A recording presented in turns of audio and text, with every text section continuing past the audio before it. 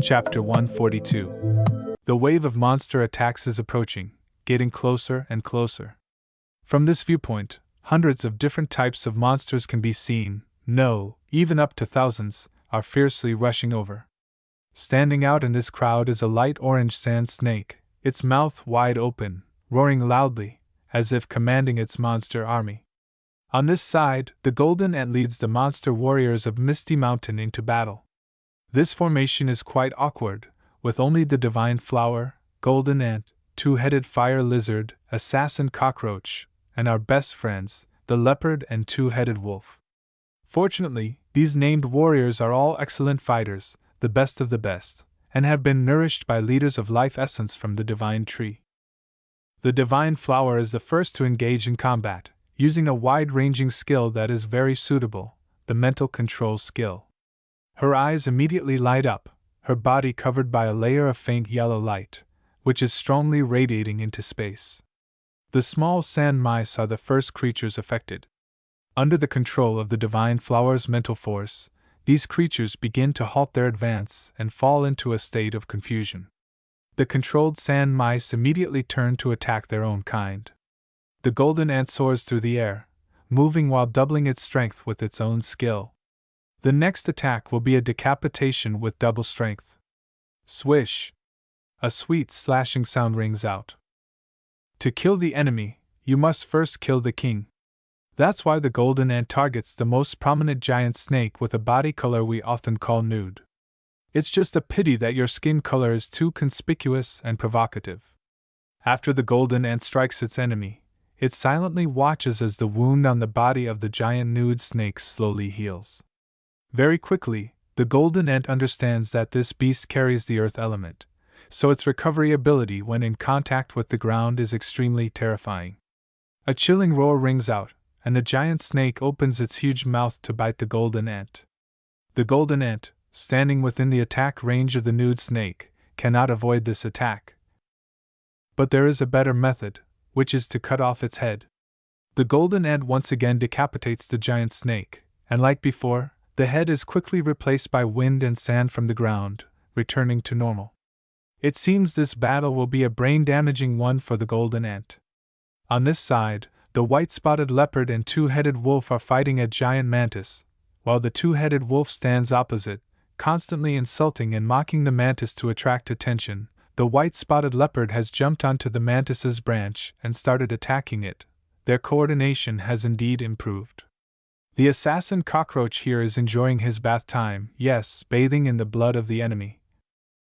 With the speed of light, he is dancing among the mutant mice, a group of mice that has hundreds of members, making him indulge in swinging his sickle without seeing the end.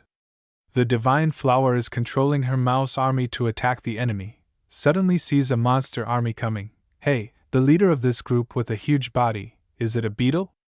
A giant beetle? Or a cockroach, too scary?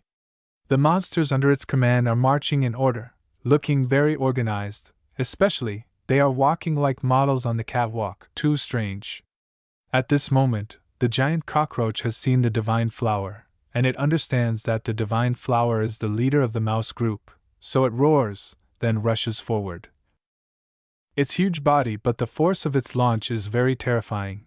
The ground where it takes off has also been shattered. It aims straight at the divine flower. But the divine flower is also a female warrior full of combat skills, with excellent timing ability. She has timed the moment the giant cockroach is about to hit her, and she uses the ultimate skill, mental control. Why?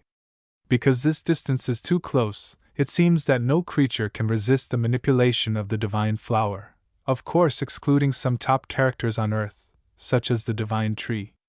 The giant cockroach has lost the ability to control its behavior. Its bloodthirsty red eyes suddenly become innocent white. At this moment the divine flower yells. Like rolling like that?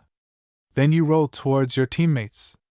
As soon as she finished speaking, the divine flower waved her hand forward. Immediately the huge body of the giant cockroach rushed towards the mice marching with catwalk style. Dozens of unfortunate mice quickly changed their address to heaven in the astonishment of their teammates. At this moment, the monsters on the right are roaring in unison, creating an extremely unpleasant sound.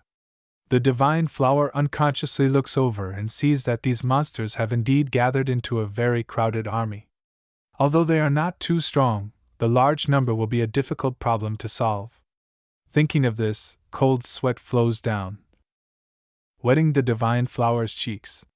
But what to do now? Can only try their best to buy more time for the nine-tailed fox, because the nine tails are in the most sensitive stage of evolution, cannot let this process be interrupted, otherwise, the consequences are really serious. More importantly, this is a task entrusted by the divine tree, it cannot be unfulfilled. The divine flower flies higher and begins to use the skill strange flower fragrance. A layer of light green light spreads in space, flying farther and farther.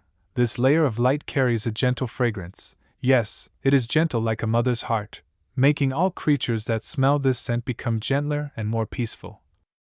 Some nocturnal monsters will feel extremely sleepy, like that mutant mouse. The rest are temporarily quiet, enjoying this pleasure. Of course, the effect of the skill is not forever, can only last a little time for the next action. Then, the divine flower jumps onto the back of the white-spotted leopard, asking the white-spotted leopard to run in one direction, so that the monster group will follow them. The mutant leopard uses the acceleration skill to increase its speed. The monster group also crazily follows. In a short while, the scattered monsters are gathered into a group, all following the divine flower. The masked magician standing on a high rock, looking down at everything below.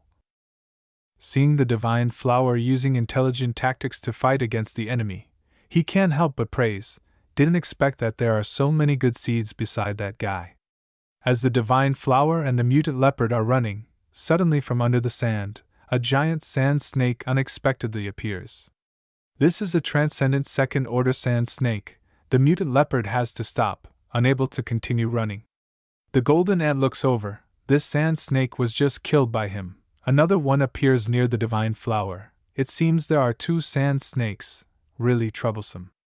The sand snake opens its huge mouth, intending to bite the divine flower and the mutant leopard. Too suddenly, both have not had time to defend. Suddenly, that magician stands up, raises his magic wand and silently thinks in his head a spell. Storm in the darkness, hear my summon, descend.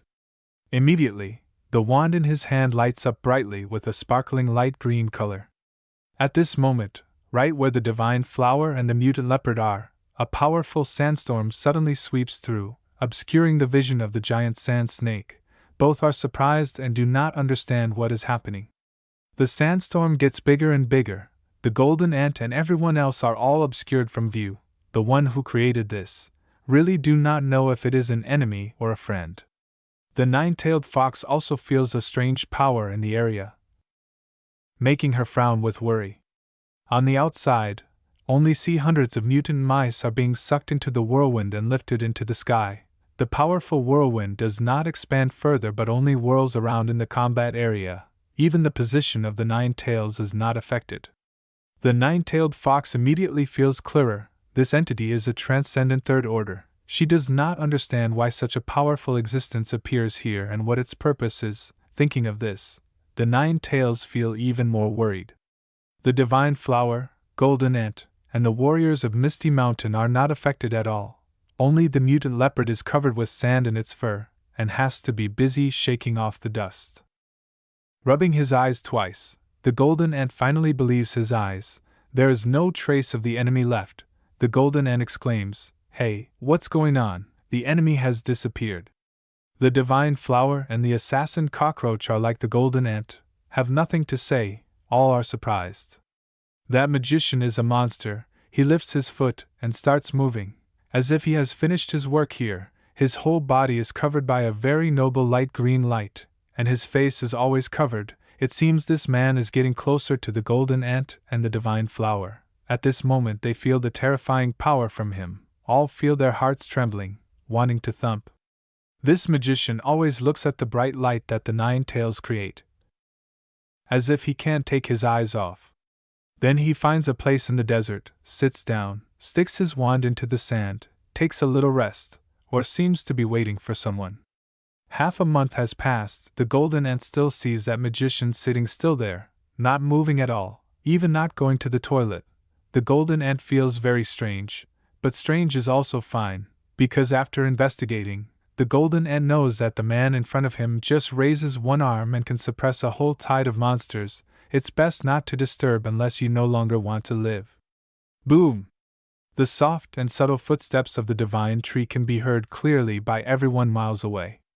At this moment, that magician suddenly opens his eyes. Perhaps he is waiting for the divine tree to return from work.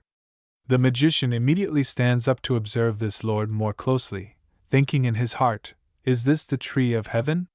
Indeed, not an ordinary person." The divine tree also immediately detects there is a stranger appearing, but very quickly, the magician has spoken first, because clearly he did not come to fight. The magician says, "According to the documents I read from humans, the tree of heaven symbolizes heaven, and fruits and leaves symbolize the stars, and all things in this world." Damn, too professional, too good. An opening sentence makes the ordinary tree feel ecstatic against such a high-level flattery technique. The handsome and generous divine tree really can't stand this compliment, immediately grins and scratches his head shyly, saying, "Although I don't have fruit, it seems that there is such a thing. You have helped the 9 tails on our side, consider me owing you a favor." But the magician's eyes are still calm, shining with wise light, calmly saying, "No need to be polite, and this time I came here is to ask you for a favor."